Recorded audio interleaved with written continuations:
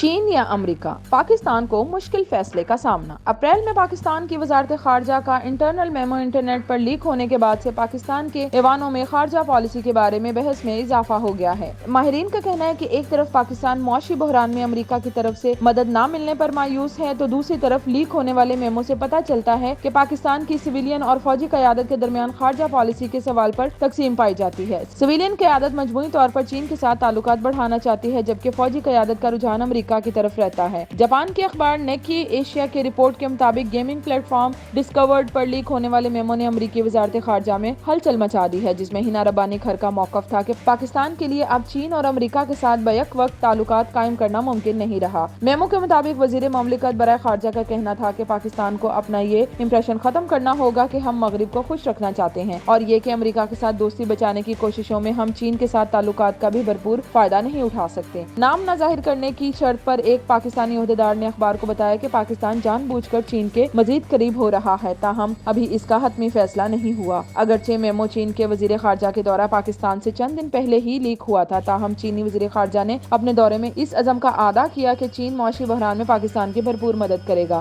اخبار نے ایک تھنک ٹینک کے حوالے سے لکھا کہ امریکہ اور چین کے درمیان تعلقات میں توازن کے موضوع پر پاکستانی فوج اور سفارتکاروں کے درمیان اختلاف پایا جاتا ہے۔ جہاں فوجی قیادت درمیانی راستہ اختیار کرنا چاہتی ہے، وہیں سفارتکار امریکہ کے بارے میں اچھے تاثرات نہیں رکھتے۔ اس کی وجہ یہ بھی ہے کہ جنوبی ایشیا خطے کے دیگر ممالک جیسے بنگلہ دیش اور سری لنکا نے کامیابی سے IMF سے قرض حاصل کیا ہے، لیکن پاکستان متعدد اقدامات کے باوجود IMF سے فنڈز حاصل نہیں کر پایا۔ پاکستان کا نواں معاشی جائزہ ابھی تک مکمل نہیں ہوا، جسے کہ پچھلے سال نومبر میں ہونا تھا۔ پاکستان نے بیرونی فنڈنگ کی شرائط بھی پوری کی ہیں۔ ابھی تک IMF نے فنڈز جاری کرنے کا اعلان نہیں کیا۔ اس حوالے سے پاکستان نے متعدد مرتبہ امریکہ سے مدد مانگی کہ وہ IMF حکام پر دباؤ ڈالے، لیکن ایسا نہیں ہو سکا۔